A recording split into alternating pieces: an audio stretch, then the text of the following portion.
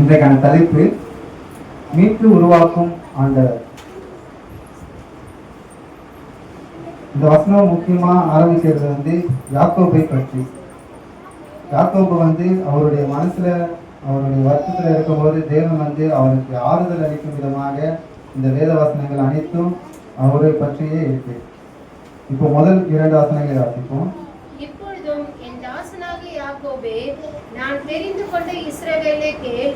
உன்னை உண்டாக்கினவரும் தாயின் கர்ப்பத்தில் உன்னை உருவாக்கினவரும் உனக்கு துணை செய்கிறவருமாகிய கர்த்தர் சொல்லுகிறதாவது, என் தாசனாகிய யாக்கோபே, நான் தெரிந்து கொண்ட யெஷூரனே, பயப்படாதே.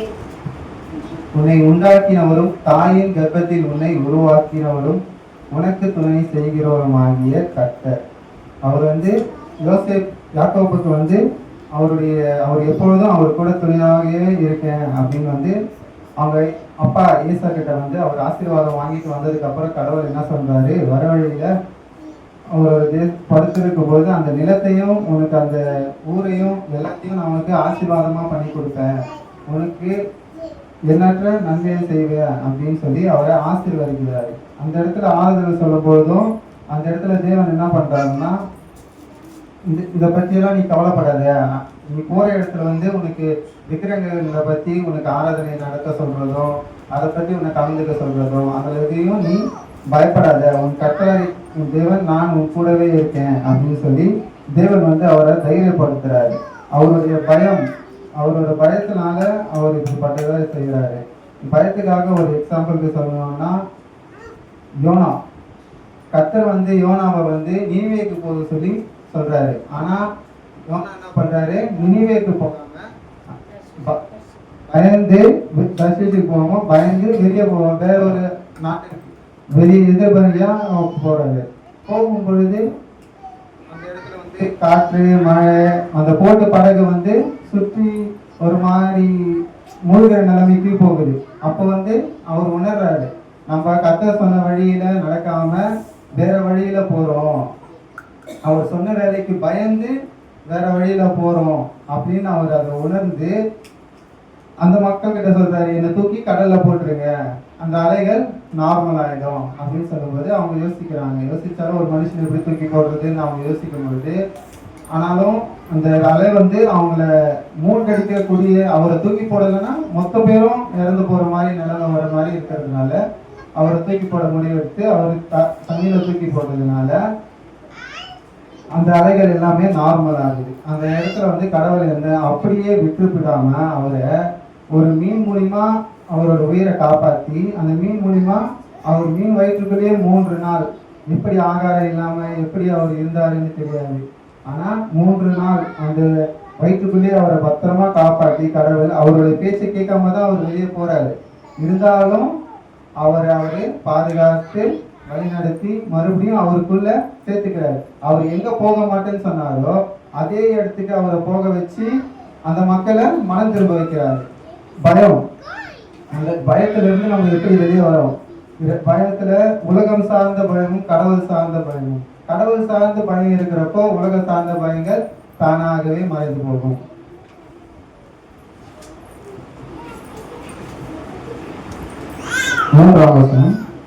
தாகமுள்ளவன் மேல் தண்ணீரையும் வறண்ட நிலத்தின் மேல் ஆறுகளையும் ஊற்றுவேன்.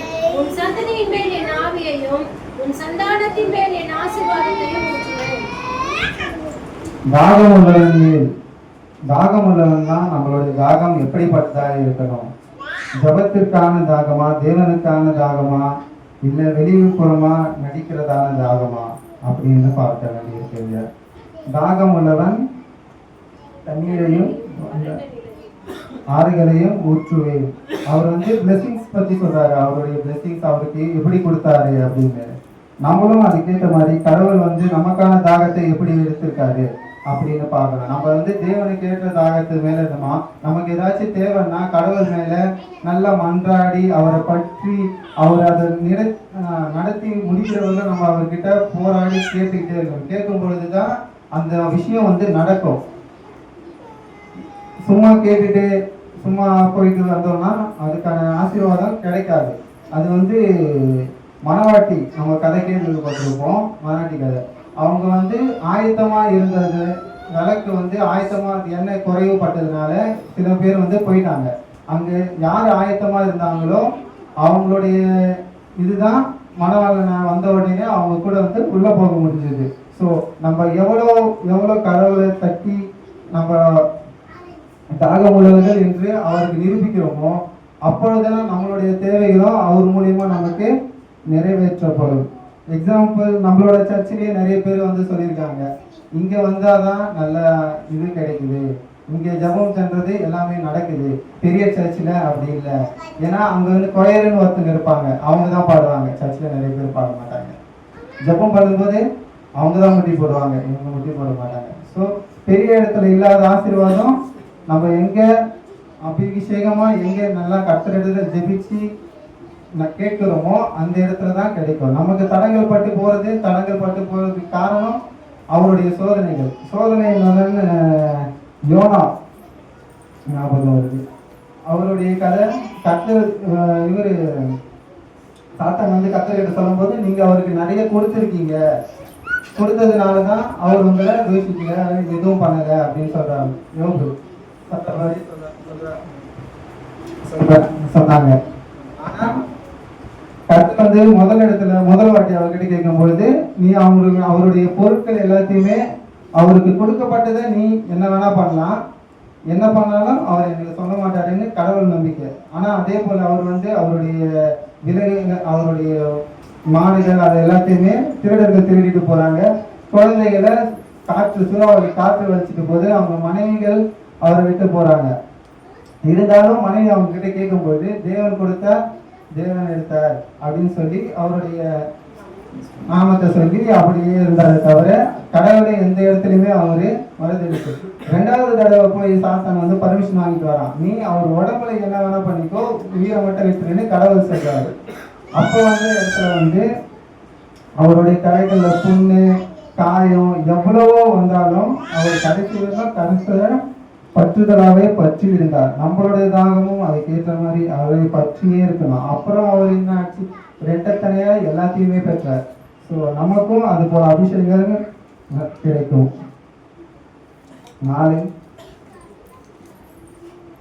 அதனால் அவர்கள் புல்லின் நடுவே நீர்க்கால்களின் ஓரத்தில் உள்ள அலரி செடிகளை போல வளருவார்கள்.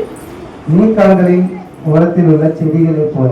நீர்க்கால்களின் ஓரத்தில் இருக்க செடிகள்னா, நம்ம ஒரு மரம் வளர்ந்து செடி வளர்றத பார்த்துருப்போம், அதுக்கு செடிகளை தண்ணி விடணும். ஆனா நீர்க்கால்கள் வளர்க்க மரம் எப்படின்னா, அதனுடைய வேர் வந்து அதுவாகவே அதுக்குள்ள இருந்து தண்ணியை எடுத்துக்கும். ஸோ கடவுள் வந்து நம்ம கடவுளுடைய தாகத்துல இருக்கும்போது அவர் என்ன பண்ணுவாரு, நமக்கு தேவையானதை நமக்கு தெரியாமலே செய்வாரு. நம்மளுக்கு தேவை இது இருக்கு, இப்போ ஒரு காரியம் நமக்கு நடந்துட்டு இருக்கு அப்படின்னா அதோட நல்லதாக முடியும்னா கெட்டது, அது கெட்டதாக போச்சுன்னா கடவுளுடைய சோதனைகளா இருக்கும். அந்த சோதனைகளை கடந்து வந்தா அதை விட ரெட்டிப்பான நன்மையை கடவுள் நம்மளுக்கு அருள் செய்வார். 5 ஒருவன் நான் கர்த்தருடையவன் என்பான், ஒருவன் யாக்கோபின் பெயரை தரித்துக் கொள்வான், ஒருவன் தான் கர்த்தருடையவன் என்று கையெழுத்து போட்டு இஸ்ரவேலின் நாமத்தை தரித்துக் கொள்வான். யாக்கோபுக்கு வந்து அவங்க பசங்களை பத்தி அவர் சொல்றாரு கடவுள், உங்க மகன்கள் வந்து வேற வேற இடத்துல வேற வேற மாதிரி பிரிஞ்சு போறாங்க அப்படின்னு கவலைப்படாத, உனக்கு ஆசீர்வாதம் அளித்தபடியே உன் சந்ததியை நான் பெருக பண்ணுவேன், அவர்களை எனக்குள்ள நான் கையெழுத்து இடும்படியாக நான் எனக்குள்ள அவர்களை நான் இழுத்துப்பேன் அப்படின்னு சொல்றாரு. அதே போலதான் நம்ம குடும்பத்துல வந்து நம்மள மீறி கடவுள் தானே நம்ம பசங்க போறாங்க அப்படின்னு சொல்லி அவங்கள மேல நம்ம எவ்வளவோ ஜபத்துக்கு மேல முன்னெரிச்சிருப்போம். அந்த ஜபம் வந்து எவ்வளவு ஆழமா இருக்கு. நம்ம கடவுள் கிட்ட கேட்க அவங்க எங்க போனாலும் சரி கடைசியில அவங்க நம்ம கிட்ட தான் வந்து சேரணும். அவங்க நம்ம பிள்ளைங்கிறதுனால தேவன் பண்றாரு, அவங்க எங்க வேணா போகட்டும், அதை பத்தி பிரச்சனை இல்லை. நான் அவங்க எப்படி இருந்தாலும் நான் அவங்கள கூப்பிட்டுக்கிட்டு என் நாமத்தை சொல்றபடியாகவும் என்னுடைய வார்த்தைகளை அவங்கள பேசும்படியாகவும் கேட்கும்படியாகவும் எனக்கு சாட்சியா நான் அதை வச்சுப்பேன் அப்படின்னு சொல்லி இந்த ஒரு வாக்கு தராரு.